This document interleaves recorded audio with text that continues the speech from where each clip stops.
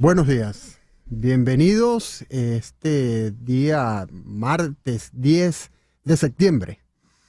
Estoy aquí por César Miguel Rondón, haciéndole el quite durante esta semana para este periodista que se crió en Tijuana, César Batiz, un pueblo petrolero del estado Zulia, Tijuana, un pueblo petrolero del estado Zulia, y que durante más de 30 años ha ejercido el oficio de periodista. Es un reto y un honor ocupar esta silla de César Miguel Rondón. Aquí estoy al servicio de ustedes, dispuesto a compartir información y también a recibir sus sugerencias y recomendaciones. Muchas gracias por acompañarnos, por seguirnos y por supuesto por permitirnos acercarnos a ustedes como nuestra audiencia. Pueden sintonizarnos por Éxito 107.1 FM, la radio del sur de Miami, Territorio Éxito. También nos pueden escuchar por la aplicación Actualidad Media Group, que usted puede descargar gratuitamente en su celular o por la web www.exito107.com.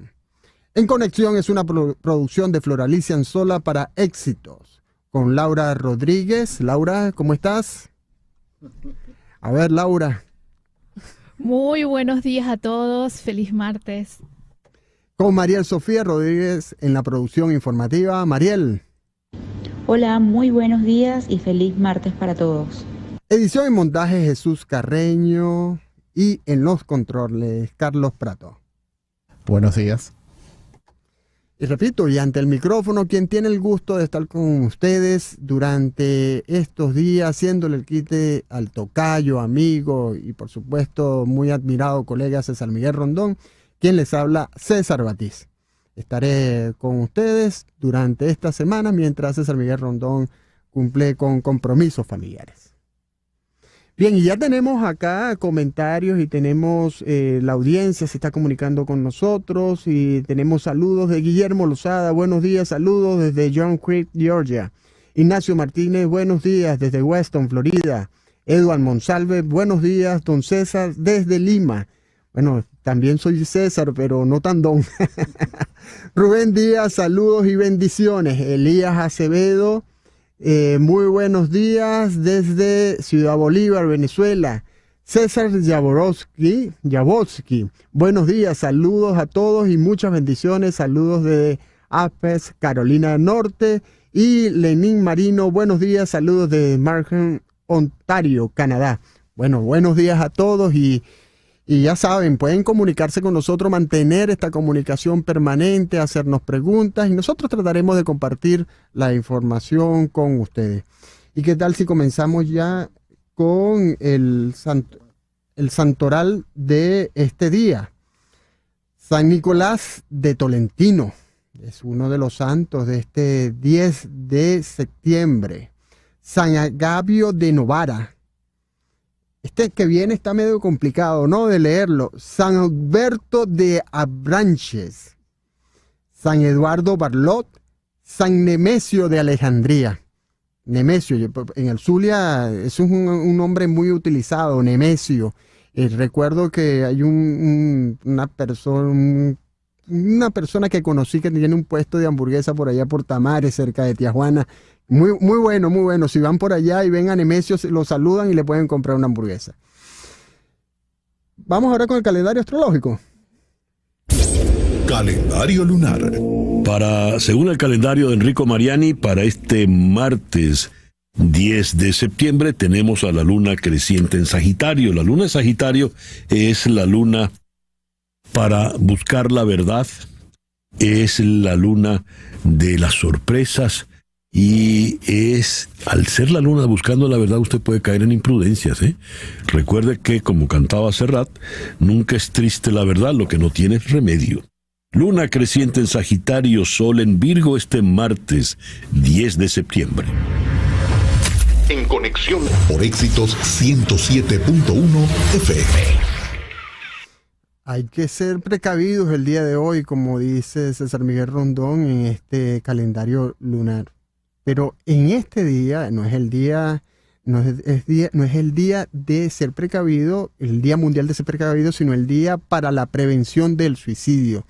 Un problema que realmente es ya bastante grave, y en ciudades, por ejemplo, como Mérida, en Venezuela, se ha convertido en un hecho de mucha preocupación para organizaciones, instituciones públicas y privadas, y por supuesto también para los periodistas que tenemos el deber de reseñar estos hechos más para precisamente prevenir que por reseñar un evento que puede ser descrito como amarillista. Es muy importante la prevención del suicidio. Desde el año 2003, la Asociación Internacional para la Prevención del Suicidio, en colaboración con la Organización Mundial de la Salud, ha promovido cada 10 de septiembre el Día Mundial para la Prevención del Suicidio, con el objetivo de concienciar a nivel mundial que el suicidio puede prevenirse. El suicidio es un evento que afecta de manera global a las familias, a las comunidades y a los países. A nivel mundial se suicidan cada año casi 1 millón de personas, lo que equivale a una persona cada 40 segundos. Además, por cada muerte por suicidio se estima que hay 20 intentos. En la agenda del día, Coisede Axúa nos hablará desde Madrid. La colega periodista nos comentará acerca de la discusión en el Congreso de Diputados de España sobre el reconocer el triunfo y reconocer a Edmundo González como presidente electo de Venezuela. María Alejandra Aristigueta, internacionalista desde Ginebra, con ella abordaremos las denuncias que ha habido en contra del fiscal Karim Khan debido a la presencia en el equipo de defensa de Nicolás Maduro, del gobierno de Venezuela, de una cuñada de Karim Khan. Jesús Delgado Valeri, director ejecutivo de Transparencia Electoral, nos hablará desde Madrid, España. Nos abordaremos con él el tema de este reportaje publicado por el equipo de Armando Info acerca de la situación que se presentó en esta auditoría electoral realizada por el TCJ, en la cual, como si fuera una obra bufa, quienes participaron allí no eran precisamente los técnicos más objetivos y más imparciales. Luis Fleischmann, internacionalista y profesor de sociología en Palm Beach State College, cofundador del Palm Beach Center for Democracy and Policy Research, desde Júpiter, Florida, nos hablará de un evento que ocurrirá hoy acá en Estados Unidos, el único debate previsto entre Donald Trump y Kamala Harris. Un debate que puede decidir mucho el futuro de esta elección acá en Estados Unidos. María Auxiliadora Álvarez, poeta, ensayista y profesora de literatura venezolana, PH mérita en Spanish Literature Department o Spanish o Portugués de Miami University, nos hablará desde acá, desde Miami, porque ha ganado un premio, el premio Octavio Paz, por su poesía escrita en español, pero que también será traducida al inglés. En el foro de hoy, el tema: ¿cuánto necesita una familia venezolana para cubrir el año escolar de un niño? Tendremos como invitados a Catherine Dona y a Kimberly Talero, ambas periodistas de El Pitazo, a quienes contactaremos desde Caracas. En las efemérides. En 1586 se coloca en el centro de la plaza de San Pedro, en el Vaticano, un obelisco originario de Egipto. En 1997 muere Mary Wollstonecraft, escritora y filósofa inglesa, considerada una figura destacada del mundo moderno y la primera filósofa feminista de la historia. Estableció las bases del feminismo liberal, convirtiéndola en una de las mujeres más populares de Europa de la época. En 1823, en Perú, le es conferida a Simón Bolívar la suprema autoridad militar del Perú por el Congreso de ese país.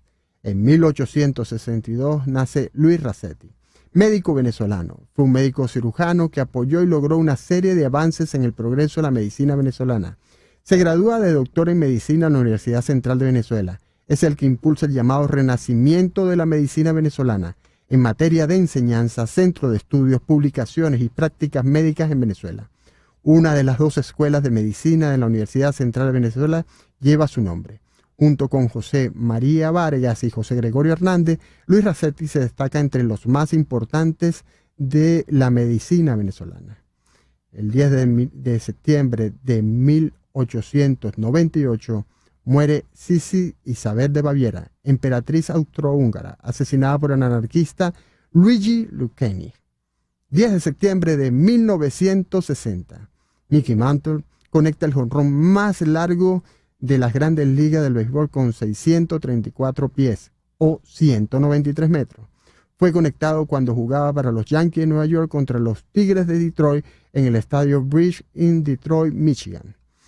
10 de septiembre de 1960 nace Colin Firth, actor británico. Sus 42 películas han recaudado más de $500 millones en todo el mundo. Ha recibido un premio Oscar, un Globo de Oro, 2 premios de la BAFTA y 3 premios del Sindicato de Actores, así como la Copa Volpi. Su papel más notable y reconocido hasta la fecha ha sido su interpretación del rey Jorge VI en El discurso del rey, 2010. 10 de septiembre de 1961. Nace Alberto Núñez Feijóo, actual presidente del Partido Popular Español desde 2022. Con anterioridad fue presidente de la Junta Galicia desde 2009 hasta 2022. Por cierto, Partido Popular es el que está solicitando en el Congreso de los Diputados que se reconozca a Edmundo González como presidente electo de Venezuela. 10 de septiembre de 1981, el cuadro Guernica de Pablo Picasso vuelve a España procedente del Museo de Arte Moderno de Nueva York junto a los 23 bocetos que lo completan. 10 de septiembre de 1992 se inaugura el Museo Reina Sofía. 10 de septiembre de 2002 Suiza ingresa en las Naciones Unidas. 10 de septiembre de 2003 la ministra sueca de Exteriores Anna Lindh es apuñalada en un centro comercial de Estocolmo. Murió al día siguiente. 10 de septiembre de 2006 Michael Schumacher, heptacampeón de la Fórmula 1, anuncia su retiro como piloto. 10 de septiembre de 2010 muere William Lara. Llegó a desempeñarse como presidente de la Asamblea Nacional de Venezuela, ministro y gobernador del estado Guárico. Recordemos que era el presidente de la Asamblea Nacional de Venezuela durante el golpe de estado de abril del 2002. 10 de septiembre de 2015, el dirigente opositor venezolano Leopoldo López es condenado a 13 años y 9 meses de prisión por incitar a la violencia. En las efemérides musicales, el 10 de septiembre de 1941 nace Ramón Luis Ramírez Toro, Chamaco Ramírez. Este santurceño, porque nació en Santurce, Puerto Rico, es recordado por ser el fundador de la primerísima de Puerto Rico, del maestro Tommy Valencia. También compartió con la orquesta de Caco y su Trabuco. El 10 de septiembre de 1945 nace José Feliciano, cantante y guitarrista puertorriqueño. Escuchábamos Para Decir Adiós. Está cumpliendo 79 años. El 10 de septiembre de 1950 nace Joe Perry, guitarrista estadounidense de la banda Aerosmith. El editorial con César Miguel Rondón. Como les decía al principio, soy César Batiz, un periodista zuliano con 30 años de experiencia. Nacido criado en Tijuana, un pueblo petrolero, y estoy ahora haciéndole el quite a César Miguel Rondón. Y en este editorial quiero hacer más que un extenso editorial, un comentario breve. Comentario breve sobre la actualidad política venezolana, porque estamos a 4 meses del 10 de enero del año 2025, cuando debería comenzar un nuevo periodo presidencial. Señores, estamos viendo el escenario más probable luego del 28 de julio. Nicolás Maduro y su élite gobernante negados a aceptar el triunfo de Edmundo González. Por eso la afirmación tantas veces dicha que este proceso político que puede llevar a una transición democrática no terminó el 28 de julio. Tendrá una fecha clave en 4 meses, el 10 de enero de 2025. En estos 4 meses veremos eventos que nos sorprenderán, animarán o disgustarán, como el exilio de Edmundo González, pero que deben ser comprendidos en el contexto de un proceso que incluye una crisis social y económica en Venezuela que cada día se agrava y afecta a todos los venezolanos, incluyendo a los militares de rango medio, con un Maduro que tiene de espalda a los gobiernos democráticos del mundo. Por eso, a 4 meses del 10 de enero, queda observar atentamente a los acontecimientos. César Miguel Rondón, en Conexión. Una pequeña pausa y ya regresamos con César Batiz, director del Pitazo, haciéndonos el quite en estos días aquí en el programa En Conexión. Por Éxitos. Son las 9:21 de este martes 10 de septiembre y vamos a regresar con las noticias de Venezuela. Venezuela, la crisis de Venezuela es titular en el mundo. Es una información, importa al mundo lo que ocurre en Venezuela y por supuesto nos importa a nosotros. La ONU dice que la salida de Edmundo González claramente no es el fin de la crisis. La salida del líder opositor venezolano Edmundo González Urrutia el pasado fin de semana y su llegada a España como exiliado claramente no es el fin de la crisis en Venezuela, según dijo este lunes el portavoz de la Secretaría General de la ONU, Stefan Dujarric. De hecho, la ONU sigue estando muy preocupada por la situación en Venezuela, tras la crisis desatada por las polémicas elecciones del pasado 28 de julio y reclama a las autoridades protección total de los derechos humanos, dijo Dujarric en su rueda de prensa diaria.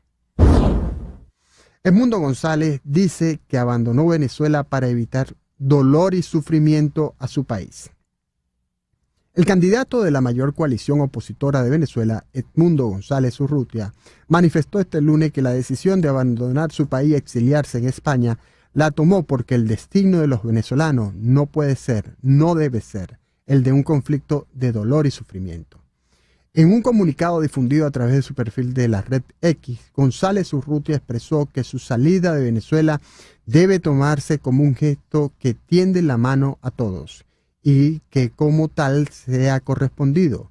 Lo he hecho para que cambien las cosas y construyamos una etapa nueva para Venezuela, dijo el opositor venezolano, quien por cierto sorprendió no solo al común de los venezolanos, sino también a miembros de su equipo con esta decisión y un asesor que estaba a su lado, que llevaba que le estaba, asesorando. Renunció a seguir en la asesoría luego de la decisión. María Corina Machado. Salida de Edmundo González no cambia nada. La legitimidad se mantiene. Este lunes 9 de septiembre, la líder de oposición María Corina Machado afirmó que la salida de Edmundo González Urrutia de Venezuela no cambia nada y aseveró que el exilio no detiene la lucha que llevan adelante. A través de una rueda de prensa virtual con periodistas venezolanos y del extranjero, Machado resaltó que todo el mundo sabe que Edmundo González Urrutia es el presidente electo en Venezuela el pasado 28 de julio y lo será esté donde esté. ¿En qué cambia el lugar donde estamos, la naturaleza de la lucha y nuestra fuerza a su salida? En mi criterio no cambia absolutamente nada. La urgencia se mantiene y la legitimidad se mantiene. La agenda y la estrategia se mantienen, aseguró Machado. Venezuela y Nicaragua criticadas en la ONU por ataques a libertad de expresión y reunión. Venezuela y Nicaragua, entre otros países, fueron criticados este lunes por el alto comisionado de la ONU para los Derechos Humanos, Volker Turk, por sus acciones para amordazar la libertad de expresión y restringir el derecho a la reunión y asociación. Estas libertades son vitales para un debate crítico, para sacar lo mejor de las sociedades y encontrar soluciones a los problemas más importantes, recalcó el jefe de Derechos Humanos de Naciones Unidas al inaugurar el 57 periodo de sesiones del Consejo de Derechos Humanos en Ginebra. Tribunal Supremo disfrazó a militantes del PSUV y funcionarios del CNE de peritos electorales. El Tribunal Supremo de Justicia utilizó a algunos funcionarios cercanos al vicepresidente del Consejo Nacional Electoral del CNE, Carlos Quintero Cuevas, y a miembros del Partido Socialista Unido de Venezuela como peritos para auditar el material de las elecciones presidenciales del 28 de julio. Esto reveló una investigación del portal Armando Info este 8 de septiembre. El TCJ, tras la solicitud de Maduro, confirmó que iba a realizar el peritaje al material electoral. Y el 15 de agosto, la presidenta Carissa Rodríguez informó que ya estaba en proceso. Todo esto documentado en videos y fotos publicadas en medios del Estado y sus redes sociales. La obra bufa del TCJ y el Consejo Nacional Electoral. La obra bufa de un gobierno como el de Maduro, que no quiere permitir la transición democrática y pacífica en un país como Venezuela. En República Dominicana, el gobierno de República Dominicana afirmó este lunes que bajo la presidencia de Luis Abinader, el país no ha importado ni medio galón de petróleo desde Venezuela, en respuesta a las afirmaciones del ministro de Interior venezolano, Diosdado Cabello, de que la nación caribeña adeuda a su país $350 millones por ese concepto. Nosotros no hemos comprado ni medio galón de petróleo a Venezuela desde que soy presidente, dijo Abinader en su acostumbrada rueda de prensa de los lunes desde el Palacio Nacional. Claro, Diosdado Cabello no deja de tener razón en este sentido, y lo digo porque durante la época que Leonel Fernández era presidente de República Dominicana y Hugo Chávez era presidente de Venezuela, la petrochequera de Hugo Chávez repartió barriles de petróleo, repartió créditos por el Caribe para garantizar el voto del Caribe, para garantizar el voto de países latinoamericanos en organismos como la OEA y la ONU. Por supuesto que hay una deuda que no es del gobierno de Abinader, sino del gobierno de Leonel Fernández, pero en definitiva sí es de República Dominicana. Ahora, Venezuela no está en capacidad en estos momentos para estar enviando petróleo a República Dominicana ni a ningún otro país, exceptuando Cuba, por un compromiso político ya bastante criticado, y a China por que se están pagando deudas, viejas deudas, asumidas, por cierto, en el gobierno de Hugo Chávez. Más de 244.000 migrantes cruzaron el Darién en lo que va de año, un 31% menos que en 2023. Al menos 244.243 migrantes han cruzado la peligrosa selva del Darién, la frontera común entre Panamá y Colombia, en lo que va de 2024. Una disminución de 110.056 transeúntes en comparación con el mismo lapso del año pasado, lo que supone una caída de 31% según cifras difundidas este lunes por el gobierno panameño. El Servicio Nacional de Migración de Panamá señaló en una publicación en la plataforma X, junto con una infografía, que hasta este lunes han transitado por esa jungla 244.243 migrantes, mientras que hasta esa fecha, en 2023, fueron 354.299 migrantes. Una variación de 31%. La información de migración destaca que la mayoría de los migrantes son originarios de Venezuela, Ecuador, Colombia y China, sin precisar cifras. Trump y Harris ultiman su primer cara a cara, una confrontación inédita que podría ser la única. La vicepresidenta estadounidense y candidata demócrata a la Casa Blanca, Kamala Harris, y su rival republicano, el expresidente Donald Trump, ultiman este lunes la preparación del debate electoral del martes, que será para ambos su primer cara a cara personal y político. Y es que cuando la demócrata y el republicano entren en el plató de televisión del National Constitution Center de Filadelfia, será la primera vez que se encuentren en persona y se dirijan el uno al otro. Poco se sabe de cómo se está preparando el debate. Asesores del expresidente de Trump contaron a CBS News que, acostumbrado a los preparativos informales, ha estado revisando posiciones políticas con su equipo. Desde España, el presidente del gobierno español, Pedro Sánchez, y el primer ministro noruego, Gahr Støre, están en China esta semana con la esperanza de solucionar las tensiones políticas con Pekín. La investigación de China sobre las importaciones de carne de cerdo de la Unión Europea como represalia por los aranceles de la Unión Europea a los vehículos eléctricos chinos es la principal preocupación de Sánchez, ya que España es el mayor exportador de productos porcinos de la Unión Europea. Podría lograr un avance con Pekín porque, a diferencia de otros países de la Unión Europea, España es una fuente de buenas vibraciones en China, afirmó un sinólogo español. Storr, por su parte, presionará al líder chino Xi Jinping sobre su apoyo a la agresión rusa, según informó la emisora NRK, y la amenaza más amplia de Moscú en el Ártico.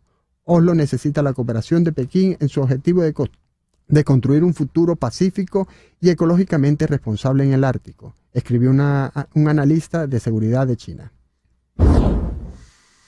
Israel bombardea una zona humanitaria de Gaza. Al menos 40 palestinos murieron en un ataque israelí contra el campo de desplazados internos de Al-Mawasi, en Khan Younis, informó la Defensa Civil de Gaza, que dijo haber recuperado sus cadáveres de la destrucción.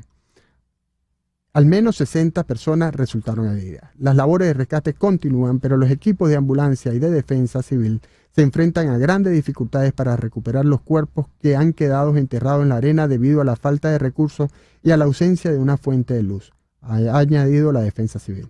Hay un gran pánico entre los residentes de los alrededores después de que estuvieron durmiendo y creyeron que estaban a salvo. Israel dijo que fue un ataque contra terroristas de Hamas en el área. Las fuerzas de defensa de Israel informaron la noche este lunes que atacaron a importantes terroristas de Hamas que operaban dentro de un centro de comando y control incrustado dentro del área humanitaria, en Khan Younis, Gaza.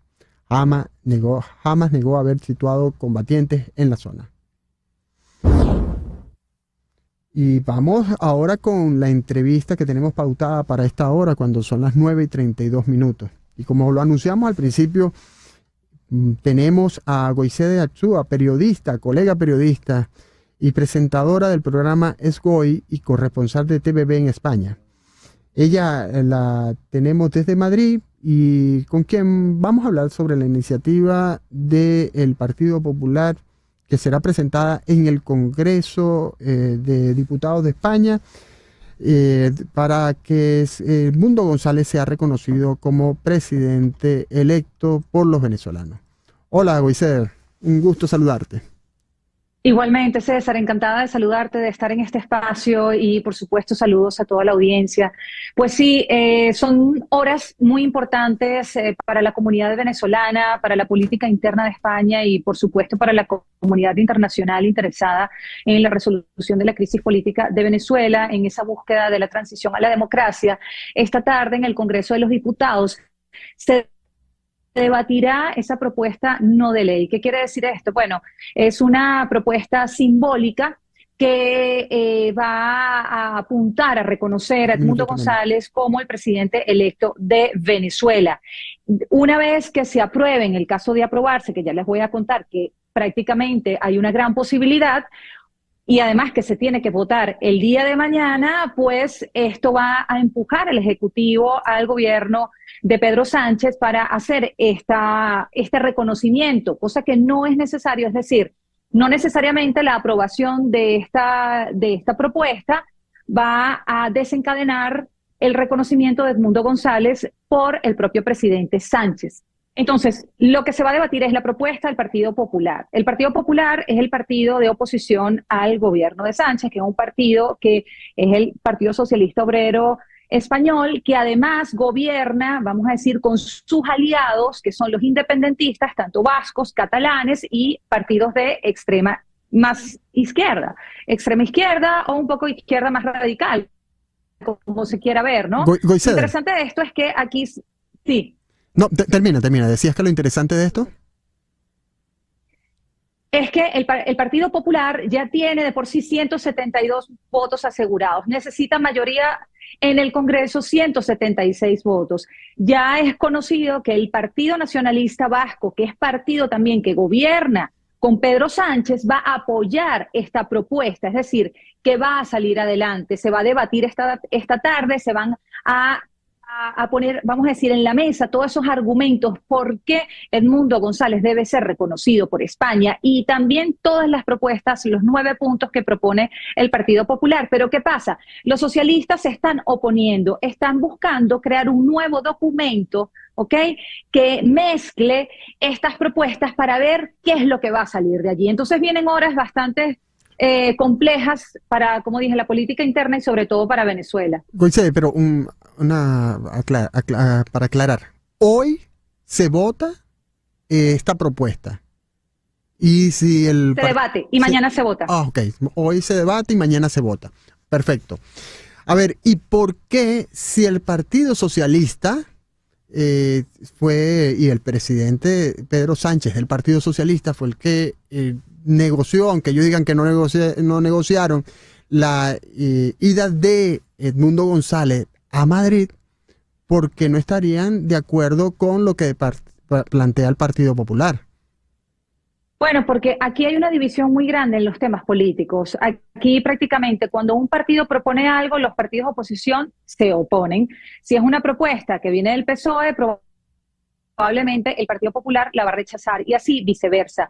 ¿Qué estamos hablando aquí? De un tema de derechos humanos, un tema de facto que es el presidente electo. Entonces, están pasando la línea más allá de, como digo, de las divisiones internas y están diciendo, bueno, parece ser, porque están llevando también la línea de Josep Borrell, el alto representante de la Unión Europea, esa es la propuesta y la postura del gobierno de España, que hasta que la Unión Europea no reconozca plenamente a Edmundo González como el presidente electo, España no se va a sumar así, y no al contrario, no va a ser primero España y después la Unión Europea. Esta discusión, este debate se va a tener en el Parlamento Europeo la próxima semana. Pero ya desde aquí, desde el Parlamento español, que se debata y que se apruebe, ya es un paso gigante, más allá que Pedro Sánchez y el Partido Socialista, o como Ejecutivo, no lo reconozca.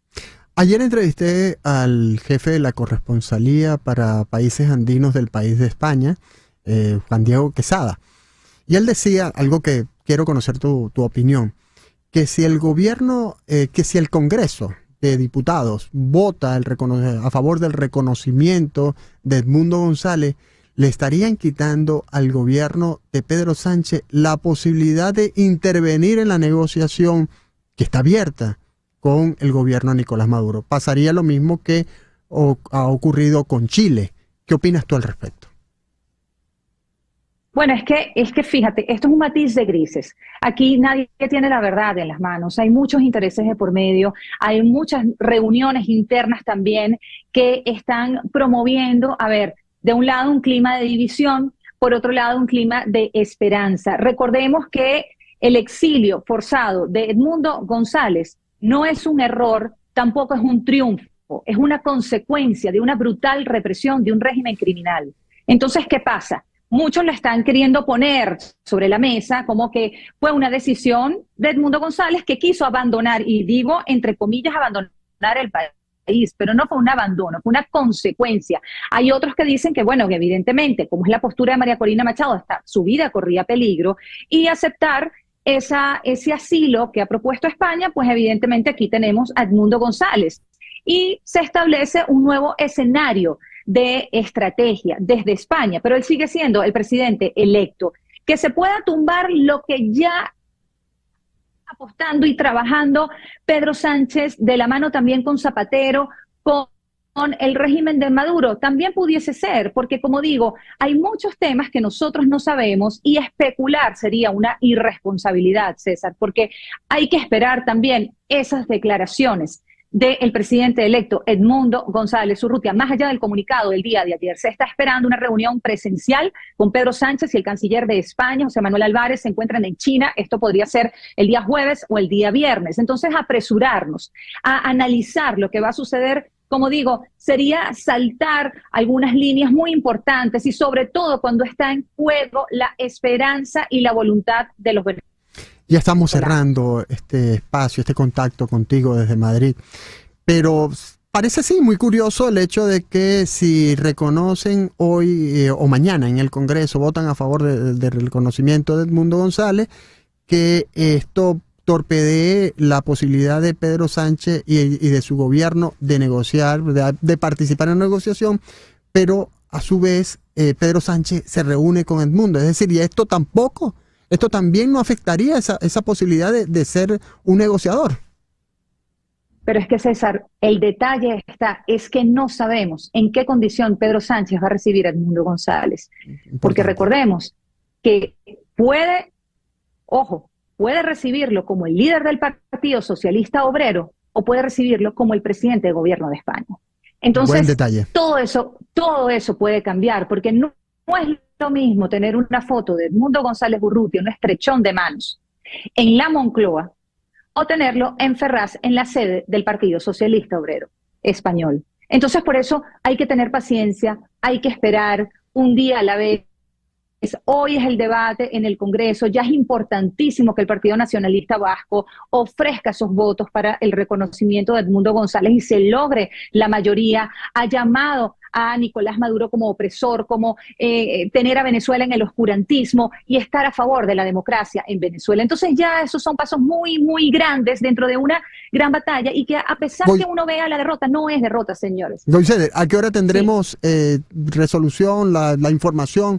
¿A qué hora se debatirá? A la hora de España. Mira, hacemos la sí, puede ser a las 2 de la tarde, hora Miami, que serían las 8 de la noche, hora de aquí.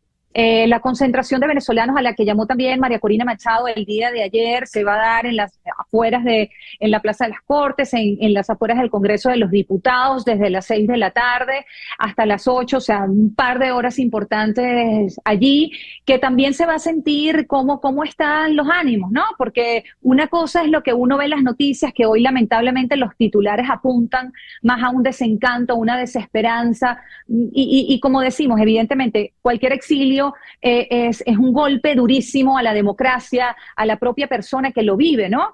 Pero es una consecuencia, no es un error. Y no hay decisiones malas ni buenas, sino qué se hacen con esas decisiones. Entonces la invitación es a esperar y lo que va a suceder. Y sobre todo esa reunión de Pedro Sánchez con el presidente electo. Bueno, Goizueder, estaremos muy atentos a lo que sea que se decida el día de hoy y mañana en el Congreso de Diputados y por supuesto muy pendiente de cómo será, en qué condición Pedro Sánchez recibirá a Edmundo González en la Moncloa.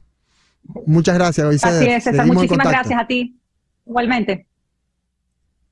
Bueno, teníamos a Goizueder Artzúa, muy interesante lo que se está planteando desde Madrid, este debate en el Congreso de Diputados y todas las variantes que existen de un proceso que se lleva a solicitud del Partido Popular, pero que también responde a estas negociaciones que ha realizado el gobierno de Pedro Sánchez con el gobierno venezolano, así el gobierno español niegue que hayan ocurrido esas negociaciones.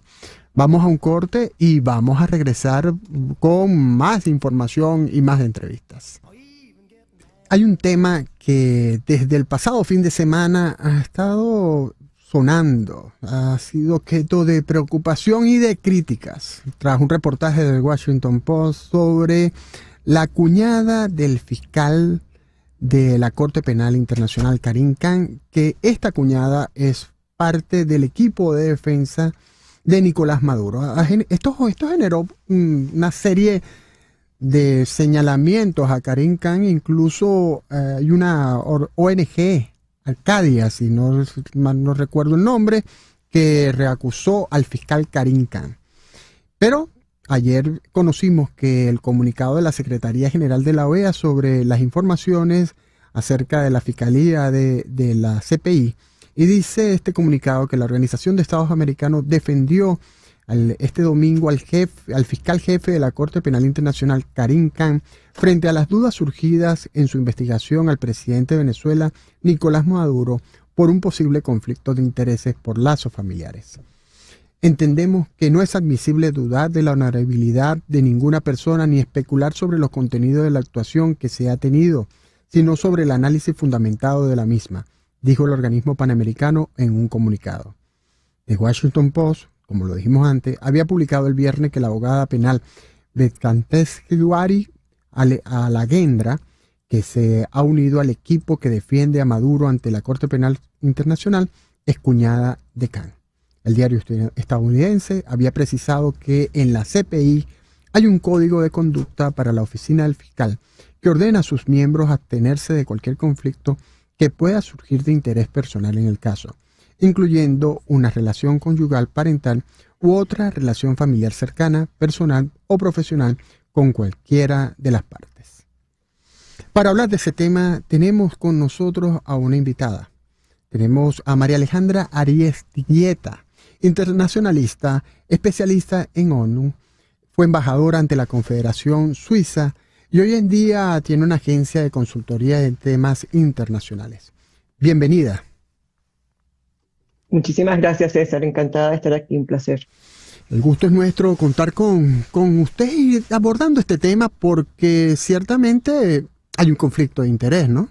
Pero ¿qué tanto ese conflicto de interés puede afectar la actuación del fiscal Karim Khan en un proceso del cual los venezolanos esperamos tanto? Es una pregunta bien importante, yo creo que es bastante amplia además. Tenemos ahí varios aspectos. El primero de ellos es que hay que aclarar que ella no es abogada de Maduro. Maduro no está siendo acusado todavía ante la CPI, ante la Corte Penal Internacional. No se ha emitido una orden de captura, no se ha llamado a comparecer, no es un acusado, por lo tanto no es abogado individual de Maduro. Fue parte del equipo de abogados que estuvo acompañando al equipo venezolano cuando hicieron la apelación que hicieron para enlentecer una vez más el proceso. Y esto fue en finales del año pasado, y ella formó parte de ese equipo, no participó como abogada activa, estaba allí como parte del equipo, y sin embargo el fiscal fue sumamente contundente, el fiscal Khan fue sumamente contundente en sus declaraciones, en despejar todo tipo de duda que impidiera que él siguiera avanzando en la investigación, y de hecho ganó la apelación, la perdió el Estado venezolano y la ganó el fiscal Khan. Entonces, yo creo que eso hay que tomarlo en cuenta. Por otra parte, si hay alguna duda, lo lógico es que se le pregunte a la sala preliminar, a la sala de asuntos preliminares, qué exactamente está sucediendo allí, cuál es el rol que pueda tener esta persona, pedir que se inhiba, pero no ir frontalmente a pedir, es mi criterio en todo caso, y el que he consultado con algunas otras personas especialistas en el tema penal internacional, ir a pedir una recusación, es una figura que no existe dentro del sistema de la Corte, y podría eventualmente llevar a se pretendería pues llevar a una posible expulsión de Karim Khan, que es muy poco probable que suceda. Entonces hay que poner las cosas en una perspectiva, un contexto adecuado. Y este hecho de que denunciado, ¿a quién favorece?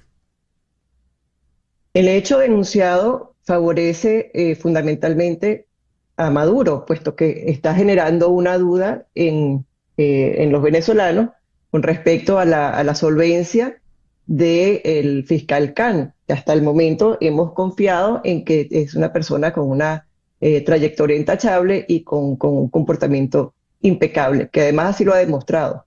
Entonces, la intención que está detrás de esto puede ser generar desesperanza, generar en los venezolanos un poco de dudas al respecto de esta corte. Doctora, pero usted puede imaginarse al Washington Post participando en una campaña para generar dudas, para generar desesperanza en los venezolanos y para favorecer a Nicolás Maduro. No creo que lo estén haciendo ellos con esa visión. Indudablemente alguien les pasó el dato porque no estaba a la vista de ninguno de los abogados especialistas en esta área.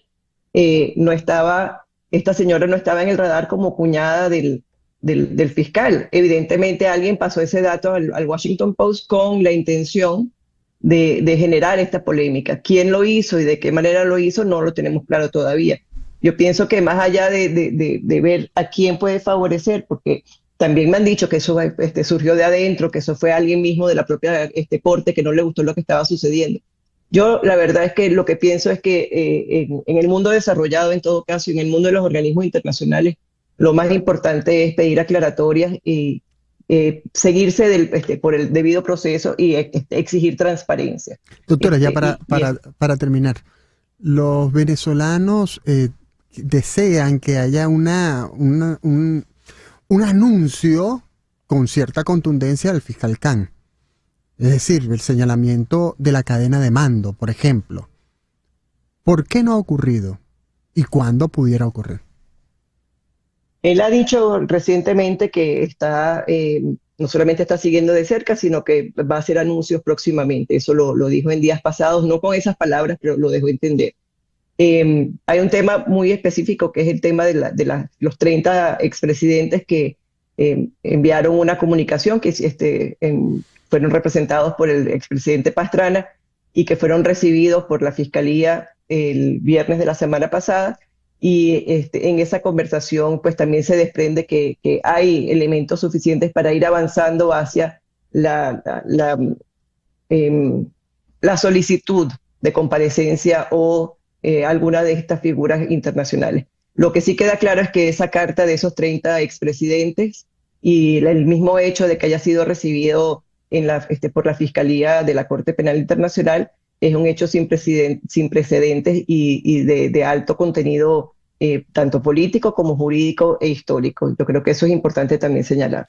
Muchas gracias, doctora Aristigueta, por esta información y este contexto que nos da de la posible recusación contra el fiscal Khan y de quién sería beneficiado. Como lo dijo Nicolás Maduro, sería uno de los beneficiados. Bien, que por cierto, Nicolás Maduro tiene a muchas personas, muchos organismos, muchos gobiernos de espalda, ¿no? Porque, bueno, los resultados electorales del 28 de julio los desfavorecieron y no han podido mostrar las actas que digan lo que informó Elvis Amoroso. Y por eso vimos ese teatro al que hemos denominado el teatro bufo que ocurrió en el Tribunal Supremo de Justicia, en la sala electoral, con unos supuestos auditores. Bueno, doctora, muchas gracias y vamos a conectar ya con nuestra próxima entrevista o nuestro próximo entrevistado. Con nuestro próximo entrevistado precisamente vamos a hablar de esta pantomima que se armó en el TCJ, esta auditoría del material electoral que lo ejecutaron unas personas que, bueno, que uno dice, ¿quiénes fueron? ¿Por qué actuaron de esa manera? Y el reportaje de Armando Info nos indica que esas personas son funcionarios o asesores muy allegados al rector Carlos Quintero, un rector que es fundamental en el Consejo Nacional Electoral. Lo ha sido durante mucho tiempo, aunque no tenía la categoría de rector principal, pero ahora es más. Es un rector fundamental porque maneja los hilos del proceso electoral, los hilos del escrutinio. Y por eso este reportaje de Armando Info es tan puntual. Y para hablar de este reportaje tenemos con nosotros a Jesús Delgado Valeri, director ejecutivo de Transparencia Electoral, de quien nos habla desde Madrid, España. Bienvenido, Jesús Delgado. ¿Cómo está? Hola, ¿qué tal? ¿Cómo estás? Gracias por la invitación. Bueno, hemos visto este reportaje de Armando Info sobre cómo se montó este teatro bufo, esta escenografía para validar unos resultados, para auditar unos resultados que todavía no están, ni siquiera con todo este teatro están claros. ¿Qué observas como miembro de una organización, como director ejecutivo de Transparencia Electoral? ¿Qué observas, qué opinas sobre lo que plantea el reportaje y sobre lo que vimos en la sala electoral del Tribunal Supremo de Justicia? Bueno, el reportaje es muy interesante. No podemos olvidar que está vinculado con un reportaje anterior también en el que habla sobre la empresa Esclé, que es la que brinda los servicios tecnológicos con las máquinas de votación, el software y el hardware, y el papel de Carlos Quintero también en esa empresa junto con Jorge y Delcy Rodríguez. Pero antes de entrar en ese tema, permíteme, para armar este rompecabezas del despropósito que es esta supuesta auditoría, Por supuesto, adelante. hay que empezar diciendo que en ningún país del mundo la parte supuestamente ganadora de una elección acude al Tribunal Superior de Justicia para introducir un recurso contencioso electoral, porque ese es un recurso que está dispuesto para la parte que se considera perjudicada, ¿no? Que considera que sufrió un prejuicio y por eso debe buscar garantías ante una instancia judicial. En el caso de Venezuela y de esta pantomima, es la parte supuestamente ganadora la que introduce un recurso contencioso electoral del que no se conoce nada. Recordemos que por eso el que fue candidato Enrique Márquez no firma cuando acude al TSJ, porque él dice que no puede firmar algo que no conoce. Efectivamente, el recurso que supuestamente introduce Nicolás Maduro para iniciar esta auditoría no se conoce. Entonces ya desde el comienzo esto es una situación totalmente opaca, ¿no? Y esa opacidad justamente va a seguir caracterizando todo el proceso. Luego lo que vamos a tener son unas imágenes del Tribunal Supremo de Justicia supuestamente haciendo una auditoría que más bien parece un laboratorio, ¿no? Una cuestión vinculada con salud porque están excesivamente protegidos con barbijos, con guantes, ¿no? Esto no es normal en una auditoría de una elección. Pareció una época del COVID, ¿no? Pareció una escena de la época del COVID. Parece algo del COVID o de la viruela del mono, que es la que está de moda ahora, pero no tiene nada que ver con una auditoría o un trabajo forense de un proceso electoral, ¿no? Evidentemente, como también lo dice el reportaje de Armando Info, lo que se busca es ocultar la identidad de los partícipes.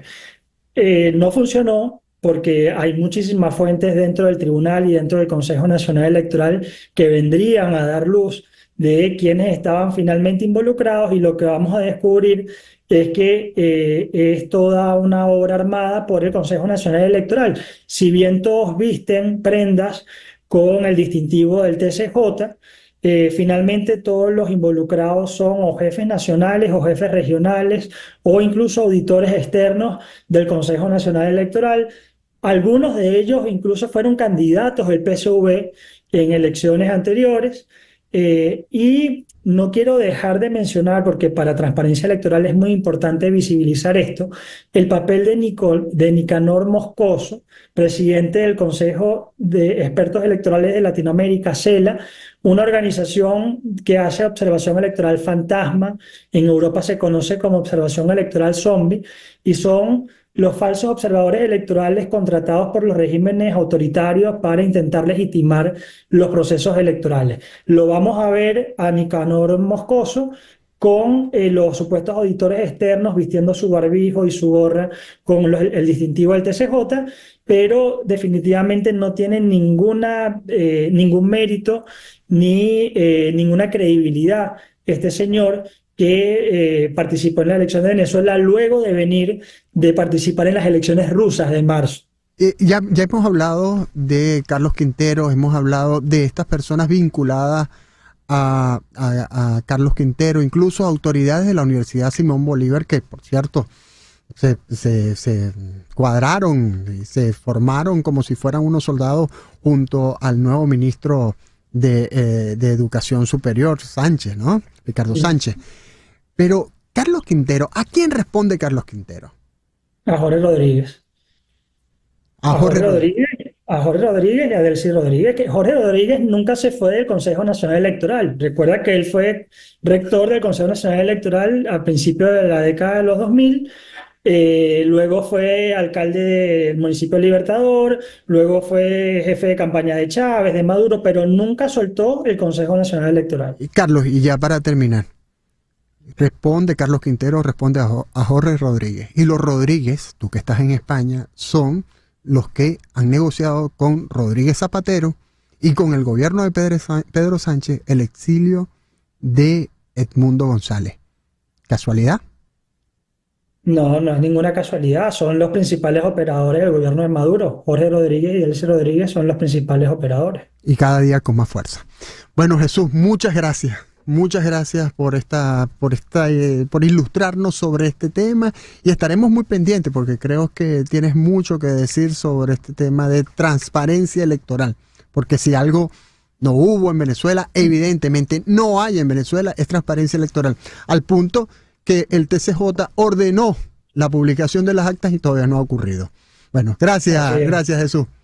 Gracias. Vamos al corte cuando son las 10:05 de la mañana de este martes 10 de septiembre, y regresaremos con más noticias, entrevistas, más información para ustedes.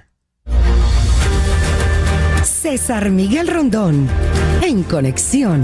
Una pequeña pausa y ya regresamos con César Batiz, director del Pitazo, haciéndonos el quite en estos días aquí en el programa En Conexión. Por Éxitos.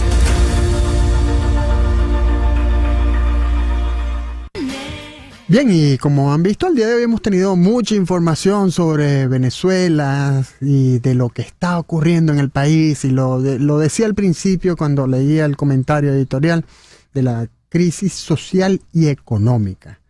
Y la crisis social y económica que ha quedado después, o que se ha agravado después de la elección del 28 de julio. Y vamos a tocar en este momento, en el foro de esta hora, un tema que está cercano a los ciudadanos.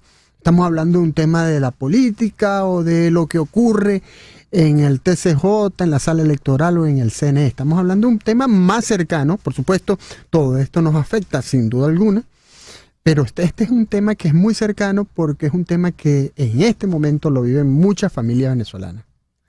¿Cuánto necesita una familia venezolana para cubrir el año escolar de un niño? Me refiero a este reportaje de El Pitazo publicado este fin de semana, que hace una radiografía sobre los gastos que debe hacer una familia venezolana para que un niño acuda a clases con las condiciones necesarias, mínimas incluso, diría yo, para poder cumplir con el proceso educativo. Y estas condiciones pueden ser para una institución pública, ya bastante deterioradas por cierto, o una institución privada, donde hay montos de matrículas que al año pueden exceder los $1.000. Para hablar de este tema tenemos a dos periodistas del Pitazo. Dos periodistas que sí, seguro ya han escuchado bastante mi voz y yo he escuchado la de ellos, pero bueno, aquí estamos en un escenario totalmente distinto. Estamos en el programa de César Miguel Rondón, haciéndole el quite del tocayo, y tenemos con nosotros a las dos colegas periodistas, Catherine Dona y a Kimberly Talero. Ambas participaron en este reportaje. Bienvenidas. A ver, Catherine, comencemos contigo. ¿Cómo se determina este monto de que una familia al menos necesita $2.000 para cubrir el año escolar de un niño? ¿Cómo llegaron ustedes a esta cifra? Gracias por la invitación, César. Un saludo a toda tu audiencia. Fíjate, para llegar a este monto calculamos en promedio las mensualidades de las instituciones privadas, pero no todos los niños en Venezuela pueden ir a una institución privada. También se contabilizó el costo de las meriendas, el costo de los traslados y el costo de los uniformes y los útiles escolares. En total, vamos a ser sinceros, aún no ha iniciado el año escolar aquí en Venezuela, apenas se está hablando de que pudiera iniciar el 30 de septiembre y ya hay padres venezolanos que han gastado $700. Esta es la historia una de las tantas historias con las cuales me encontré mientras hacía este reportaje, y en las cuales padres han cancelado $420 solo en concepto de inscripción de sus hijos. Muchos de los padres aquí en Venezuela también optan por inscribir a sus hijos en instituciones privadas, debido a que en el país la educación pública es muy deficiente. Los niños no van todos los días a clase. Por eso también pueden ver en el reportaje que la mayoría de los padres hacen su esfuerzo para tratar de costear una institución privada donde sus hijos puedan asistir y tener una educación de calidad y que puedan cumplir con todos los contenidos. Entonces sí, como te comentaba, Contabilizamos costos de traslados, costos de meriendas, mensualidades de las instituciones privadas, un promedio, y costos de uniformes y útiles escolares. Kimberly, y este monto de $2,000 y que incluye todos estos elementos que ha dicho Catherine, ¿cómo puede ser cubierto por una familia venezolana promedio, si los ingresos de una familia venezolana no son realmente, una familia promedio, no son mensualmente de unos $2,000 y anualmente, que esto estamos hablando de $2,000 anuales, y anualmente difícilmente una familia promedio llegue a $35,000? Sí, correcto. Precisamente sobre este tema traigo 3 indicadores importantes que nos permiten ver un poco cuál es esa realidad que tienen los venezolanos. El primero de ellos es el salario mínimo, por supuesto, 130 bolívares, $3.5 durante más de 900 días sin incremento. Sabemos que no todos los trabajadores venezolanos o los trabajadores venezolanos no ganan exactamente este salario mínimo, sino que su remuneración se basa en bonificaciones. Sin embargo, el monto sigue siendo bastante bajo y no permite cubrir esta cifra. Tengo otro indicador que es la remuneración promedio del sector privado, calculada por el Observatorio Venezolano de Finanzas, que cerró el segundo trimestre del año en $231 mensuales. Este sería el monto que gana un trabajador promedio en el sector servicios o en el sector comercio, que es el que ocupa más del 60% de los trabajadores venezolanos. Y tengo un tercer indicador que es la canasta alimentaria familiar del Sendas, que en el mes de julio cerró en $542. Con todas estas cifras vemos lo complicado que puede ser para una familia venezolana invertir en educación, tomando en cuenta que además tienes gastos de alimentos, gastos de servicios. O sea, es complicado. De acuerdo con lo que investigó Catherine para este reportaje, muchos de las familias venezolanas optan también por ir pagando en partes, ir comprando por cada quincena cierta parte de la lista de útiles, de los uniformes, para poder llegar al mes de septiembre por lo menos con buena parte de estos requerimientos cubiertos. Catherine, tú citas en el reportaje un caso de una madre que escolariza a su hijo de 3 años. Y dices que para cubrir la primera parte de este proceso tiene que gastar al menos $717, una cifra que engloba el costo de la inscripción en un plantel privado, uniformes, zapatos y la lista escolar, entre otros. De acuerdo a lo que está diciendo Kimberly, estamos hablando, si esta persona gastó $717, podemos estar hablando de una persona que está ganando 6 veces un salario, que está gastando 6 veces un salario mínimo aproximadamente, y que para hacer este gasto, y en Venezuela es lo más frecuente, puede estar ganando $2,000, lo más frecuente en quienes tienen este nivel de ingreso, puede estar ganando $2,000, pero está gastando casi el 30% de sus ingresos en un mes. Y esto es bastante caro. Pero el asunto acá es, Catherine, ¿por qué? ¿Por qué tienen que un padre buscar, o una madre en este caso, buscar una alternativa tan cara, tan costosa, para darle educación a un niño de 3 años? Fíjate, César, hay una realidad que ocultar, y te lo comentaba hace unos minutos, y es que la educación pública en Venezuela para muy pocas personas es una opción. No es una opción porque los niños no están recibiendo el contenido que deberían aprender en la edad prevista. Y eso ya desarrolla en sí, eso ya retrasa en sí su conocimiento, su proceso de aprendizaje. Y ante esta situación que pone en riesgo la educación de los niños, los padres hacen un esfuerzo. Ellos, los que pude entrevistar lo aseguraban. Ellos sacrifican muchas cosas para poder llegar a que el niño tenga una educación más o menos de calidad. Por eso invierten tanto, porque les preocupa a su hijo, porque le preocupa su educación. Y fíjate, este caso de Stephanie, el que mencionabas, de su hijo de 3 años, ella no solo como que decidió, bueno, voy a agarrar, no fue un proceso sencillo, no fue como que esta quincena lo escribo.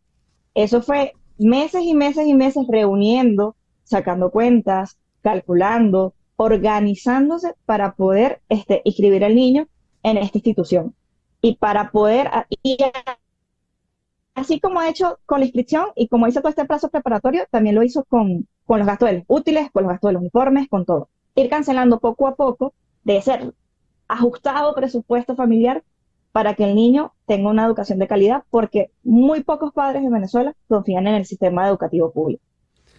Kimberly, tú eres madre, eres periodista de economía, estás en la calle viendo los precios, pero eres madre de un solo hijo, ¿no? Y no sé si ya tu hijo está en edad escolar, pero Kimberly, ¿cómo hace una familia si tiene más de un hijo para costear los gastos de educación de un niño en la educación privada e incluso en la educación pública venezolana? Sí, no, es complicado. Si con un niño es complicado, bueno, hablando de mi caso particular, el mío también va a iniciar este año escolar. Tanto de buscar un colegio que se adapte al presupuesto de la familia. En el caso de las familias que tienen más de un hijo, el sacrificio tiene que ser mucho más grande y además el proceso me imagino que debe empezar muchísimo antes, porque se trata de... Bueno, tuvimos problemas de conexión con Kimberly. ¿Cuál es tu experiencia, Catherine? ¿Cuáles crees tú que son las opciones? ¿Cómo está haciendo el venezolano? Y sobre todo cuando tiene más de un hijo para costear. Fíjate, César, como decía Kimberly, ellos buscan un colegio que se pueda adaptar a su presupuesto. En principio, eso, porque las mensualidades en este país varían dependiendo también del proyecto educativo que se elija para este niño y que tenga la institución. Tú puedes elegir una institución con menos actividades extracurriculares que se ajuste un poco más a tu presupuesto. Ejemplo, hay casos de personas que van a pagar $65 mensuales. Hay otros que van a pagar mucho más, pero va a depender y se va a ajustar al bolsillo de cada uno. Y además, los padres venezolanos no tienen solo un ingreso. Ellos resuelven, venden, tienen 2 empleos, 3 empleos para tratar de costear la vida en el país. Bueno, Catherine, muchas gracias por traernos esta información de este reportaje a este foro en Conexión y seguiremos en contacto. Muchas gracias por el trabajo que realizan, por el periodismo que hacen y por estar en esas condiciones trabajando para traernos la información a todos los venezolanos y a quienes estén interesados por lo que ocurre en Venezuela. Muchas gracias. Gracias a ti, hasta luego. Vamos ahora a un corte y regresaremos con más información, más música, más de estas efemérides que hemos escuchado, que son tan sabrosas. César Miguel Rondón, en Conexión. César Batiz haciéndonos el quite en esta semana en Conexión por 107.1 FM en Miami.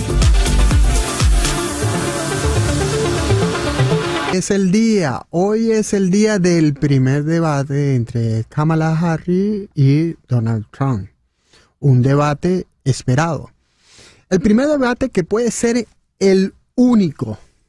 Puede ser el único porque, bueno, ha habido inconvenientes incluso para acordar este debate y los dos candidatos tienen que estar de acuerdo para realizar este debate y tienen que revisar las condiciones del debate, el lugar en que se realiza el debate, la fecha, la hora y quiénes son los conductores del debate. Todo eso pasa por la revisión de los equipos y de los candidatos. Y por supuesto, hasta ahora solamente está pautado este debate, por eso es tan importante. Es tan importante ver qué ocurra, porque este debate puede definir el futuro de la elección en Estados Unidos, debido a que, de acuerdo a algunas encuestas, como la realizada por el New York Times, están muy cercanos Donald Trump y Kamala Harris, con una leve ventaja para Donald Trump, pero con posibilidades de crecimiento para Kamala Harris. Pero depende mucho, de acuerdo a esta encuesta, depende mucho de cómo el estadounidense o lo que el estadounidense conozca de la candidata demócrata para ver si obtiene esa intención de voto fundamentada en la confianza que generen sus propuestas. Para hablar de cómo llegan estos dos candidatos al debate para las elecciones presidenciales en Estados Unidos, tenemos con nosotros a nuestro invitado de este momento, Louis Fleischman, internacionalista y profesor de sociología en Palm Beach State College, cofundador de Palm Beach Center for Democracy and Policy Research. Bienvenido, doctor Louis Fleischman. Un placer estar aquí, espero que me escuchen bien. Lo escuchamos. La pregunta de este momento, ¿cómo llegan ambos candidatos a este debate?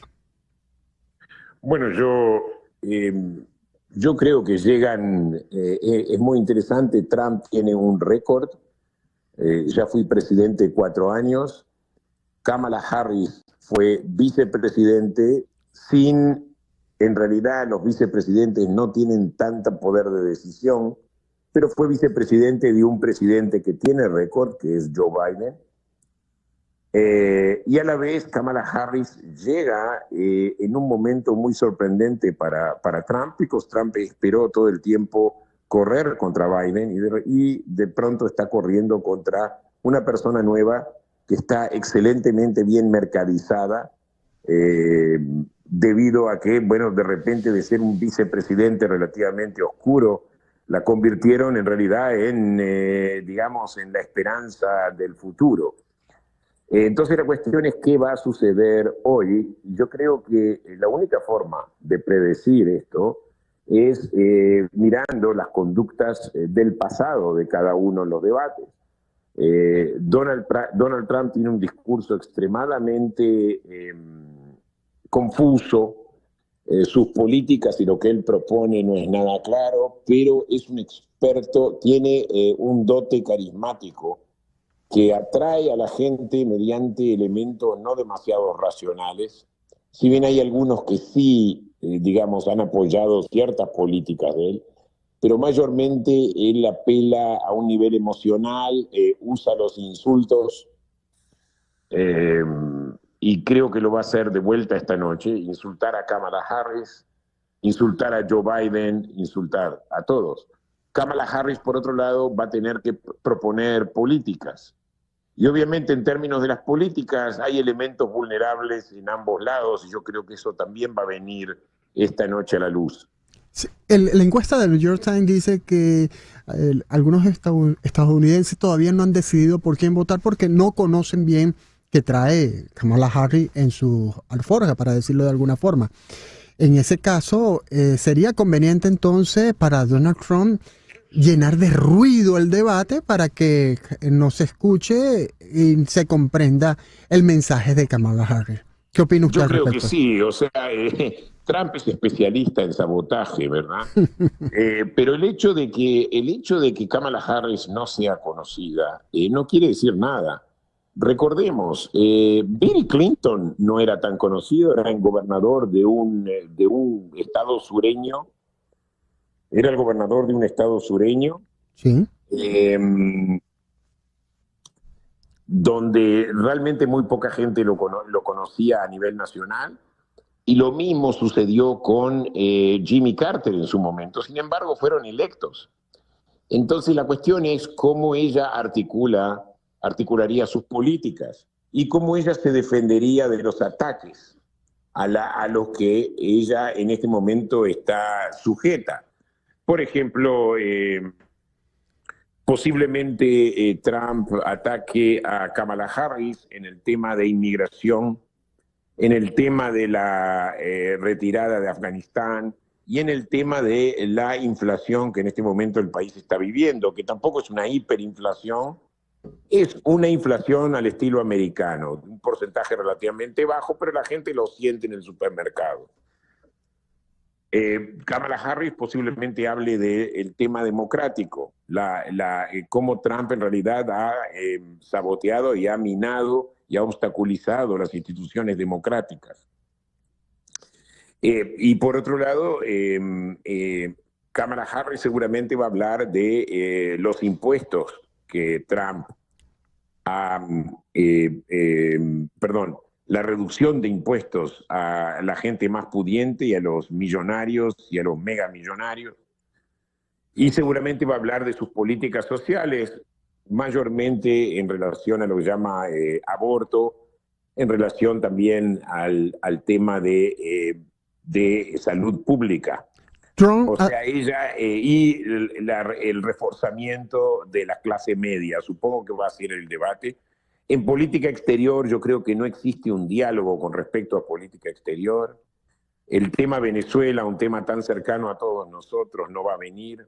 Lo único que puede llegar a venir es el tema Gaza y quizá el tema Ucrania también, donde ahí Kamala Harris en el tema Ucrania tiene una ventaja. En el tema Gaza, Trump va a decir que se puso del lado de Hamas. Van a decir muchísimas cosas, muchas de ellas demagógicas y no verdaderas. Particularmente Trump lo hará y va a empujar a Harris a la defensiva. Pero si tú me preguntas a mí, yo creo que Harris tiene todas las de ganar esta noche. Si ella se enfoca en política, si ella le habla a la audiencia en el lenguaje de la audiencia sin insultar, pero con claridad, muy importante. Y creo que tiene la capacidad para hacerlo. Y bueno, yo lo que espero es que esta noche el debate lo gane Kamala Harris, así como lo veo, al menos que los ruidos de Trump, como tú bien lo definiste, dominen el ambiente. En ese caso, el debate lo ganaría Trump. Precisamente por lo que dice usted, Kamala, si presenta su programa de gobierno, tiene ventaja. Pero, a ver, Trump atacó a Biden durante mucho tiempo por su edad. Ahora, el de mayor edad es Trump. Sería un error entonces, por lo que dice, que Kamala se enfocara en el tema de edad de Trump o el tema de olvido o incluso los temas polémicos más allá de lo político que ha tenido Trump durante su carrera pública. Yo creo que lo más inteligente que puede hacer Kamala es dejar que su campaña se refiera a la edad de Trump.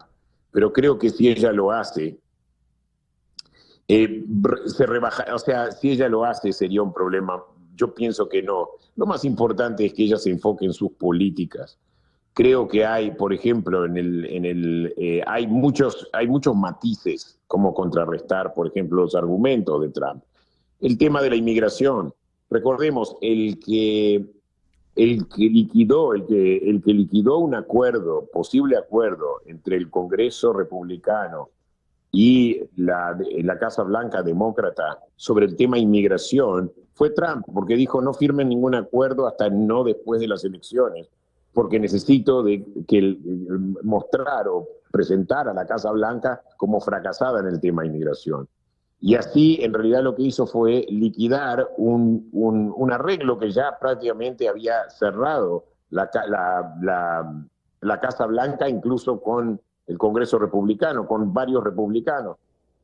El otro tema importante es el tema de, bueno, en política exterior, obviamente, Trump se presenta como un aislacionista, cosa que no es en general en el Partido Republicano. Yo pienso que, por ejemplo, Mike Johnson es una persona que está dispuesta a llegar a arreglos con el Partido Demócrata, pero Trump no hay negociación con el Partido Demócrata de ningún tipo. Finalmente, cosa que hoy con el mapa político como se da, es imposible llegar a nada, a ninguna legislación, a ninguna decisión, sin algún tipo de arreglo entre la Casa Blanca y el Congreso. Finalmente.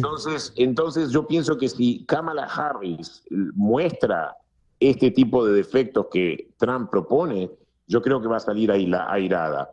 Ya. Si ella se deja llevar por el ruido de Trump, pierde. Finalmente, ¿usted cree que existe la posibilidad de que se organice un segundo debate de aquí a la elección de noviembre? Yo pienso que debería, porque en realidad estamos en septiembre, faltan todavía 2 meses para las elecciones. Yo pienso que debería haber otro debate. En elecciones anteriores hubo por lo menos 3 debates. Sí. Entonces yo creo que si que sí debería haber debates, porque a veces hubo debates, yo me acuerdo Romney y Obama, el primer debate lo ganó Romney, segundo debate lo ganó Obama, y es muy interesante, te voy a decir por qué, porque yo no sé bajo qué circunstancias los debates son más efectivos y la gente cambia de opinión o toma una decisión después de los debates. Yo creo que en la mayoría de los casos la gente ya tomó una decisión por quién votar. Y creo que los debates no hacen gran diferencia, al menos que haya realmente algo muy dramático en el debate, y eso es lo que yo recuerdo es cuando Romney le ganó el primer debate a Obama, que de repente sus encuestas comenzaron a subir. Y eso creo que es la única instancia en que yo recuerdo que un debate hizo la diferencia. Por el resto yo creo que en general la gente ya tomó la decisión, pero no sé cómo será en este caso. Bueno, esperemos. Seguro esta noche veremos muchos análisis acerca de lo que ocurra en el debate y estaremos viendo resultados de las distintas encuestas, estudios de opinión que se realicen a partir del debate. Son las 10:40. Vamos a un corte y vamos a regresar ya con la parte final del programa. César Miguel Rondón, en Conexión. Una pequeña pausa y ya regresamos con César Batiz, director del Pitazo, haciéndonos el quite en estos días aquí en el programa En Conexión. Por Éxitos. César Miguel Rondón, en Conexión. César Batiz haciéndonos el quite en esta semana en Conexión por 107.1 FM en Miami. Regresamos al estudio y tenemos que informarles, que decirles, que notificarles para que ustedes estén muy pendientes que esta noche a las 9 p.m. por TVB Network tendremos una nueva emisión con Gladys Rodríguez. Hoy Gladys Rodríguez analizará las implicaciones y consecuencias del exilio al que ha sido forzado Edmundo González y cómo afecta a las aspiraciones de lograr una transición a la democracia en Venezuela. También revisará las implicaciones que tiene la posición de la Fiscalía de la Corte Penal Internacional sobre las denuncias de crímenes ocurridos en Venezuela tras las elecciones presidenciales del 28 de julio, como parte de su investigación abierta en noviembre del 2021 por delitos de lesa humanidad cometidos por el régimen de Nicolás Maduro. Tupida rama. No toques al animal herido. Provéele de aislamiento. Provéele de refugio. Provéele de larga noche. Sobre los ojos cerrados. Los ojos cerrados producen silencio. En lo profundo del silencio hay un hueso comprimido. La cabeza inclinada. El frío tibio al contacto. El cincel del silencio. Golpea en círculos. La oreja de piedra. Tiene forma de caracol.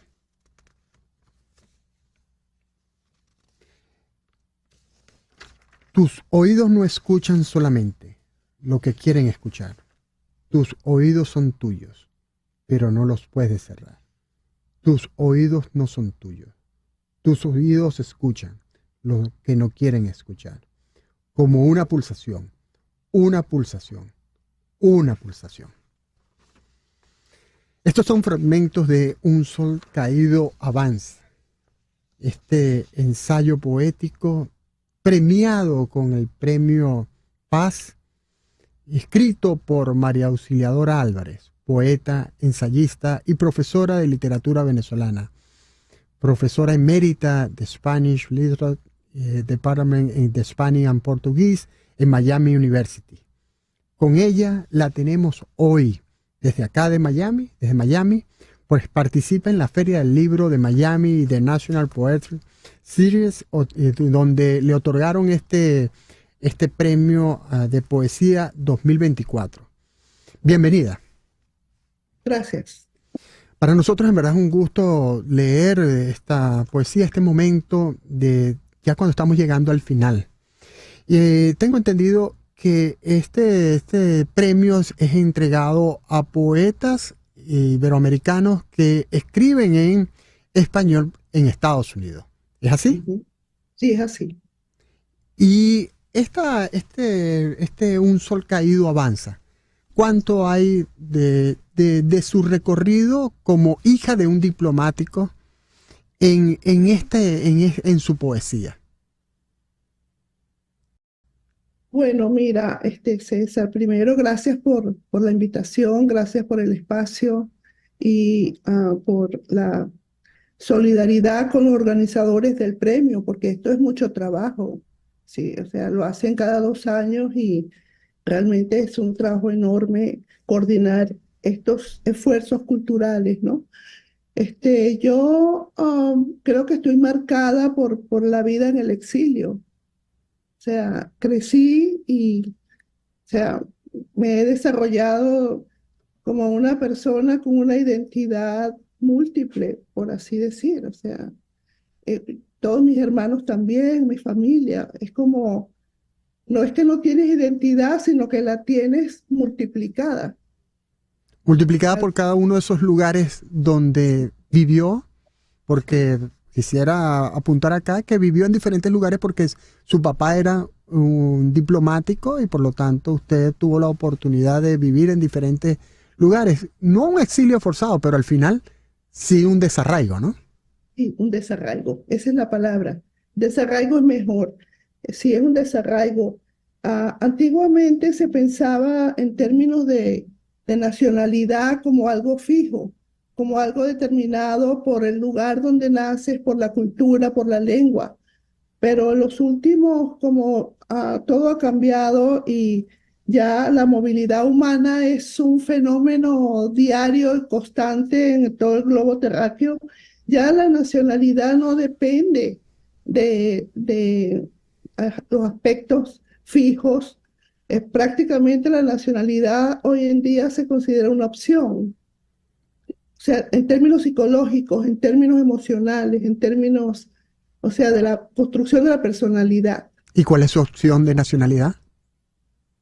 Bueno, es que fíjate que empecé, en la teoría todo suena muy bien, pero empecé diciéndote que la siento como múltiple, no tengo una opción definida, o sea, me siento de muchas partes y sobre todo me siento latinoamericana, o sea, como si ya se hubiesen borrado los contornos de las divisiones interiores del continente. Para Me una, siento- para una poetisa como usted, que se siente latinoamericana, debe ser muy importante este premio que lleva el nombre de Octavio Paz. Háblenos del premio. Bueno, mira, por casualidad México está tan cerca de Estados Unidos que por lengua, por cultura, por muchas cosas, México ha sido como mi hogar. En los casi 30 años que llevo en Estados Unidos, México, antes de incluso ir a México y conocer México, ya mis investigaciones literarias, críticas, todo estaban enfocados en muchos temas de la cultura mexicana, Sor Juana Inés de la Cruz, o sea, es como me siento muy orgullosa y muy honrada. No conocí a Octavio Paz en vida, creo que él era bastante mayor, pero sí la revista Vuelta, las personas que trabajaron con él, el grupo que él formó, es una célula muy viva y muy activa en Ciudad de México, en todo México.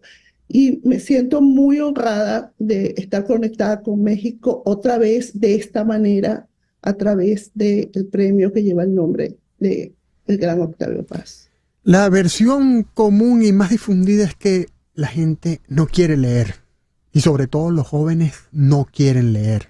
Y si se trata de poesía es más difícil que se acerquen a la poesía.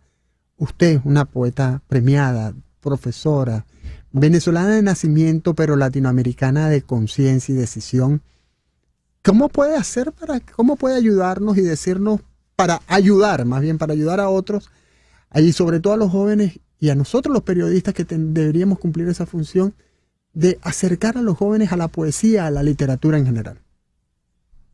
Bueno, mira, yo como he estado enseñando también poesía por muchos años, La manera en que yo ayudaba, o mejor dicho, intentaba abrir las puertas de la poesía para los jóvenes, era de manera indirecta. Por ejemplo, empezando por la música, la letra de la música, las letras son poesía. O sea, no solamente la fotografía, el cine. O sea, la poesía no es solamente una cuestión de palabras. Es una manera de sentir el mundo, de sentir la vida, es una perspectiva y todo está lleno, si quieres. O sea, todo lo que la vida, o sea, no es nada más un libro o un poema escrito.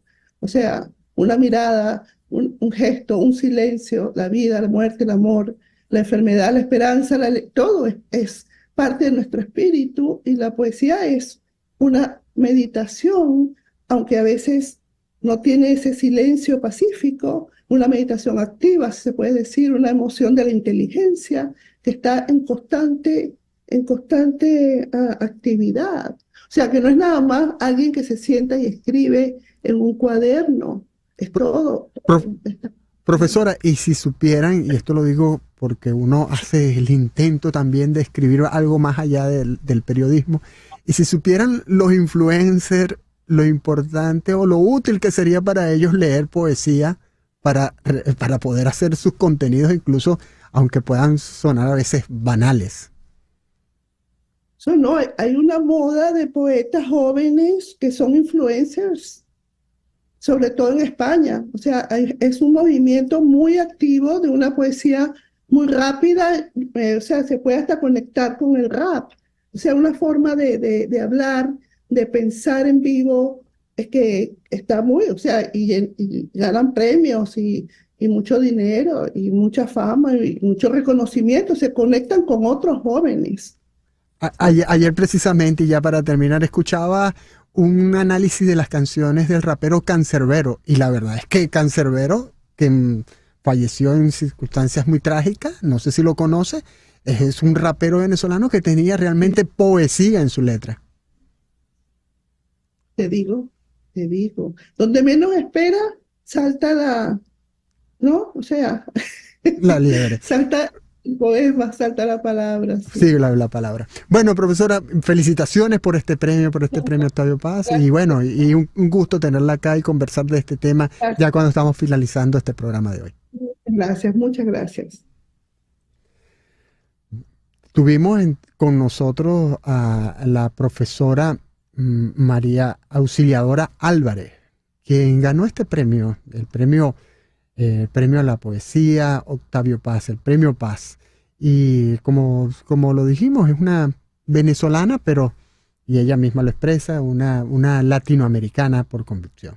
Y En Conexión fue una producción de Floralicia Anzola para Éxito 107.1 FM, con Laura Rodríguez en la producción general, María Sofía Rodríguez en la producción informativa, edición y montaje Jesús Carreño, y en los controles Carlos Prato.